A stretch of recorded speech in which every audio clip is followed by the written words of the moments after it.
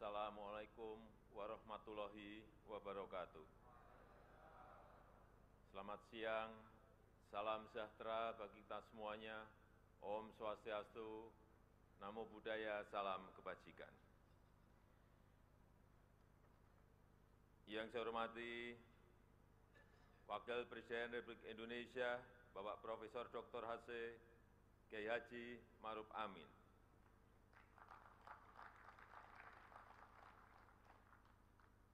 Yang saya hormati Ketua, Pimpinan, dan Anggota Dewan Perwakilan Rakyat Republik Indonesia. Yang saya hormati Ketua, Pimpinan, dan Anggota Dewan Perwakilan Daerah Republik Indonesia. Yang saya hormati Ketua dan Pimpinan Lembaga-lembaga negara. Yang saya hormati para Menteri Kabinet Indonesia Maju, Jaksa Agung, Panglima TNI, Kapolri, dan Kepala Lembaga Pemerintahan. Bapak Ibu, hadirin sekalian yang berbahagia, serta saudara-saudara sebangsa dan setanah air. Alhamdulillah, Indonesia mendapatkan apresiasi sebagai salah satu negara yang berhasil mengatasi pandemi dan memulihkan ekonominya dengan cepat. Pemulihan ekonomi Indonesia dalam tren yang terus menguat, tumbuh 5,01% di triwulan pertama 2022 dan menguat signifikan menjadi 5,44% di triwulan kedua tahun 2022. Sektor-sektor strategis seperti manufaktur dan perdagangan tumbuh secara ekspansif, didukung oleh konsumsi masyarakat yang mulai pulih serta solidnya kinerja ekspor. Neraca perdagangan telah mengalami surplus selama 27 bulan berturut-turut. Sektor manufaktur yang mengalami pemulihan kuat menopang tingginya kinerja ekspor nasional. Hal ini mencerminkan keberhasilan strategi hilirisasi industri yang kita jalankan sejak tahun 2015. Tingginya kinerja ekspor juga didukung oleh sektor pertambangan seiring dengan meningkatnya harga komoditas global. Sektor transportasi dan akomodasi yang paling terdampak pandemi juga mulai mengalami pemulihan, masing-masing tumbuh 21,3% dan 9,8% pada triwulan kedua tahun 2022. Pada Juli 2022, indikator Purchasing Managers Index (PMI) juga meningkat menjadi 51,3%, mencerminkan arah pemulihan yang semakin kuat pada semester yang kedua. Laju inflasi Indonesia masih jauh lebih moderat dibandingkan dengan negara lain. Per Juli, tingkat inflasi Indonesia sebesar 4,9% year on year. Hal itu ditopang oleh peran APBN dalam menjaga stabilitas harga energi dan pangan. Konsekuensinya, anggaran subsidi dan kompensasi energi pada tahun 2022 meningkat menjadi Rp502 triliun. Hadirin yang saya muliakan, ke depan kita harus terus menjaga kehati-hatian dan kewaspadaan kita. Risiko gejolak ekonomi global masih tinggi. Perlambatan ekonomi dunia tetap berpotensi mempengaruhi laju pertumbuhan ekonomi domestik dalam jangka pendek. Konflik geopolitik dan perang di Ukraina telah menyebabkan eskalasi gangguan sisi suplai yang memicu lonjakan harga-harga komoditas global dan mendorong kenaikan laju inflasi di banyak negara, tidak terkecuali negara kita, Indonesia. Bank sentral di banyak negara melakukan pengetatan kebijakan moneter secara agresif. Pengetatan telah menyebabkan guncangan pada pasar keuangan di banyak negara berkembang. Konsekuensinya, nilai tukar mata uang sebagian besar negara berkembang mengalami pelemahan. Dengan berbagai tekanan tersebut, IMF memprediksi pertumbuhan ekonomi global melambat signifikan dari 6,1% tahun 2021 menjadi 3,2% di tahun 2022 dan menjadi 2,9% di tahun 2023. Hadirin yang saya hormati, ketidakpastian global tidak boleh membuat kita pesimistis. Dalam 8 tahun terakhir kita telah memupuk modal penting untuk menciptakan ekosistem pembangunan yang lebih kondusif. Pembangunan infrastruktur secara masif, perbaikan kualitas sumber daya manusia, serta penyederhanaan aturan berusaha dan berinvestasi merupakan upaya-upaya kunci untuk memperkuat fondasi perekonomian nasional menghadapi tantangan-tantangan di masa depan.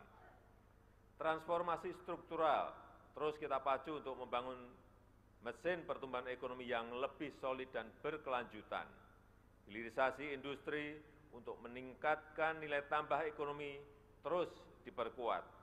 Ekonomi hijau terus didorong. Penggunaan produk dalam negeri harus diprioritaskan guna mengurangi ketergantungan impor. Ekonomi digital juga difasilitasi agar UMKM naik kelas dan melahirkan dekakorn baru kelas dunia di masa depan. Keseimbangan kebijakan makrofiskal juga terus dijaga. Konsolidasi fiskal menjadi sangat krusial. Kesehatan APBN ditingkatkan agar adaptif dan responsif dalam jangka menengah dan dalam jangka panjang. Ketua, pimpinan, dan anggota Dewan yang saya hormati, dengan mempertimbangkan dinamika perekonomian nasional terkini, agenda pembangunan yang akan kita capai, serta potensi risiko dan tantangan yang kita hadapi, maka asumsi dasar ekonomi makro sebagai landasan penyusunan RAPBN tahun 2023 adalah sebagai berikut. Pertumbuhan ekonomi 2023 diperkirakan sebesar 5,3%. Kita akan berupaya maksimal dalam menjaga keberlanjutan penguatan ekonomi nasional. Ekspansi produksi yang konsisten akan terus didorong untuk membuka lapangan kerja yang sebanyak-banyaknya. Berbagai sumber pertumbuhan baru harus segera diwujudkan. Pelaksanaan berbagai agenda reformasi struktural terus diakselerasi untuk transformasi perekonomian. Investasi harus terus dipacu, serta daya saing produk manufaktur nasional di pasar global harus ditingkatkan. Dengan semakin kuatnya sektor swasta sebagai motor pertumbuhan, maka manajemen kebijakan fiskal dapat lebih diarahkan untuk menciptakan keseimbangan antara perbaikan produktivitas dan daya saing, dengan menjaga kesehatan dan keberlanjutan fiskal untuk menghadapi risiko dan gejolak di masa depan. Bauran kebijakan yang tepat serta sinergi dan koordinasi yang semakin erat antara otoritas fiskal, moneter, dan sektor keuangan akan menjadi modal yang kuat dalam rangka akselerasi pemulihan ekonomi nasional, serta penguatan stabilitas sistem keuangan. Inflasi akan tetap dijaga pada kisaran 3,3%. Kebijakan APBN akan tetap diarahkan untuk mengantisipasi tekanan inflasi dari eksternal, terutama inflasi energi dan pangan. Asumsi inflasi pada level ini juga menggambarkan keberlanjutan pemulihan sisi permintaan, terutama akibat perbaikan daya beli masyarakat. Rata-rata nilai tukar rupiah diperkirakan bergerak di sekitar 14.750 rupiah per US dollar, dan rata-rata suku bunga surat utang negara 10 tahun diprediksi pada level 7,85%. Selanjutnya, harga minyak mentah ICP diperkirakan akan berkisar pada 90 US dollar per barel. Di sisi lain, lifting minyak dan gas bumi diperkirakan masing-masing mencapai 660.000 barel per hari dan 1,05 juta barel setara minyak per hari.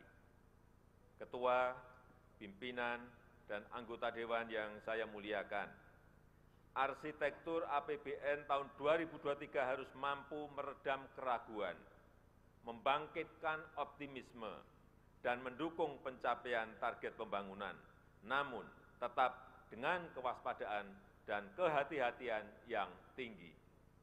APBN harus terus berperan sebagai motor penggerak pertumbuhan dan instrumen kontrasiklus. Karena itu, konsolidasi fiskal yang berkualitas terus kita lakukan sebagai bentuk komitmen pemerintah untuk menjaga agar fiskal tetap sehat, namun juga mampu memelihara momentum pemulihan yang menguat. Konsolidasi fiskal juga merupakan refleksi kesiapsiagaan menyongsong tantangan baru yang lebih besar.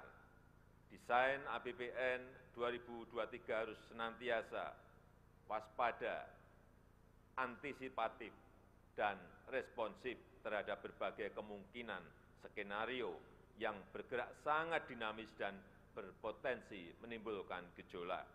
Desain belanja dan pendapatan serta pembiayaan harus fleksibel, menyediakan ruang fiskal yang memadai agar mempunyai daya redam yang efektif untuk mengantisipasi ketidakpastian.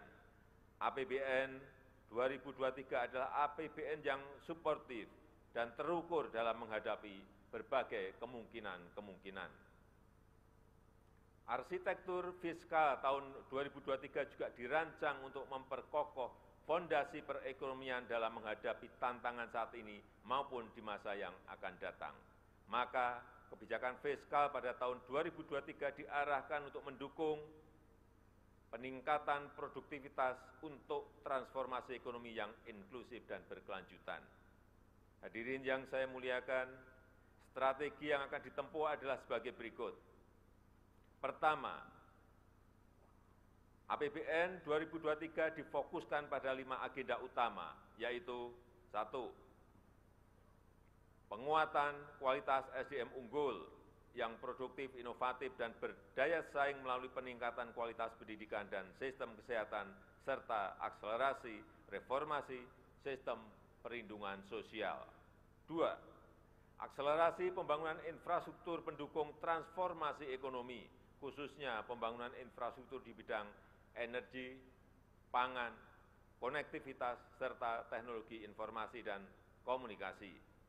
3. Pemantapan efektivitas implementasi reformasi, birokrasi, dan penyederhanaan regulasi.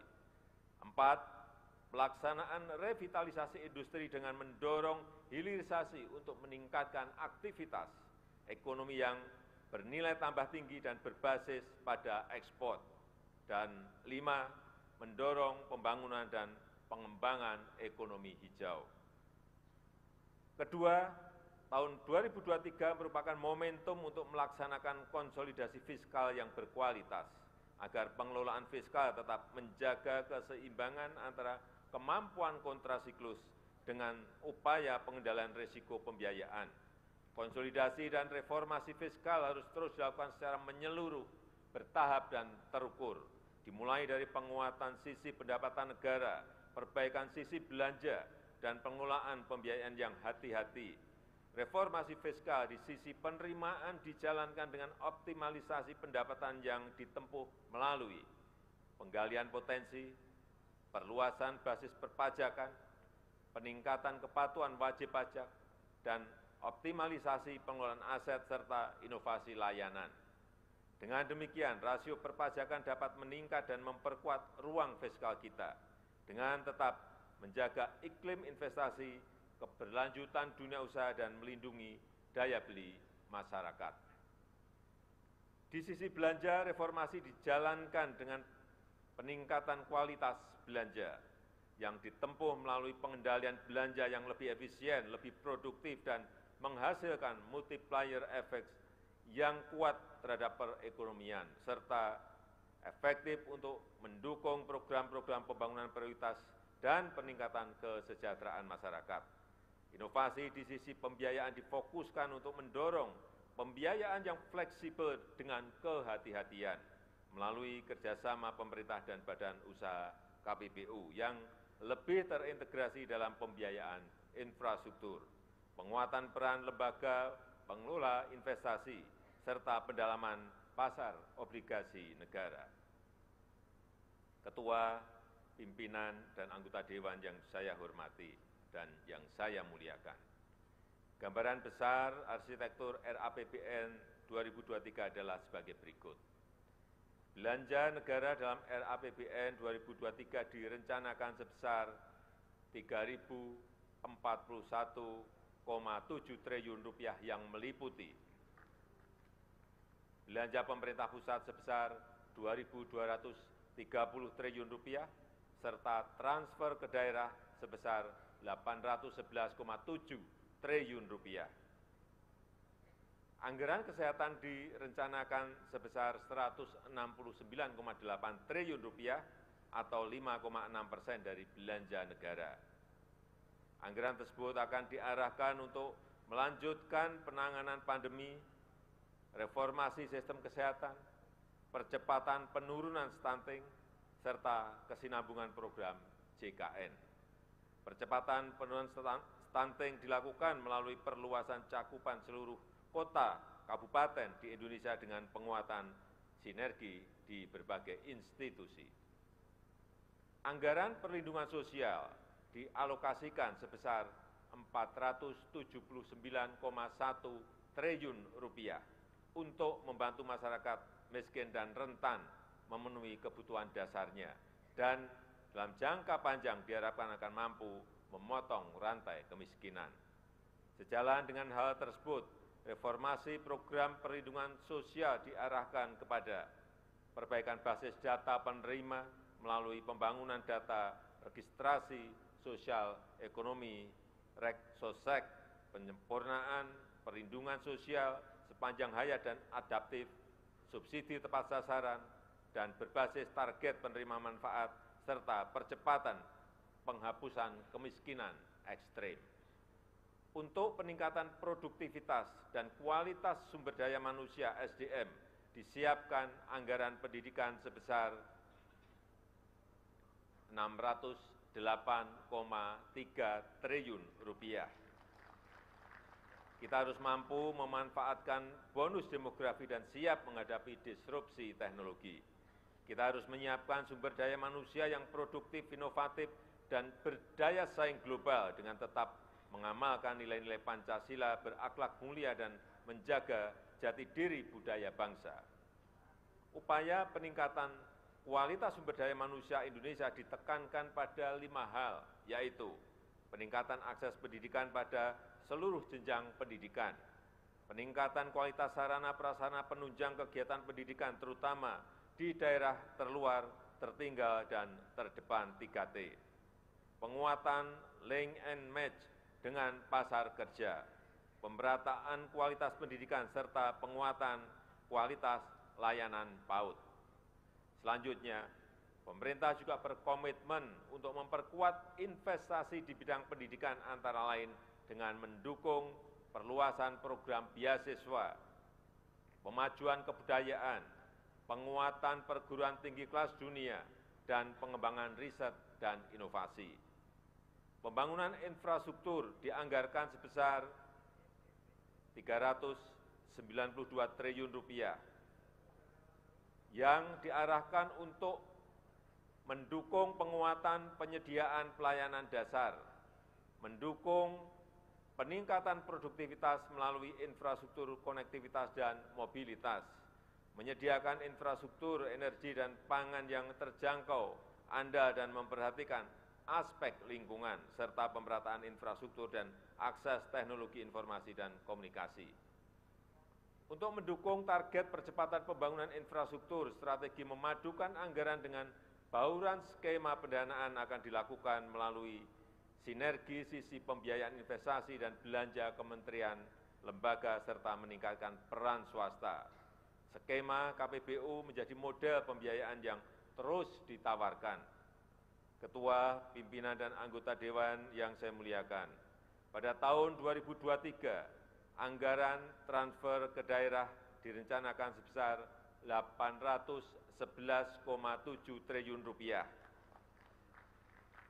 Kebijakan transfer ke daerah diarahkan, 1. meningkatkan sinergi kebijakan fiskal pusat dan daerah serta harmonisasi belanja pusat dan daerah. 2. Memperkuat kualitas pengelolaan transfer ke daerah sejalan dengan implementasi Undang-Undang Nomor 1 Tahun 2022 tentang hubungan keuangan antara pemerintah pusat dan pemerintah daerah. 3. Memperkuat penggunaan transfer ke daerah untuk mendukung sektor-sektor prioritas. 4. Meningkatkan kemampuan perpajakan daerah dengan tetap menjaga iklim investasi, kemudahan berusaha dan kesejahteraan masyarakat, serta 5. Mengoptimalkan pemanfaatan belanja daerah untuk penguatan akses dan kualitas layanan publik.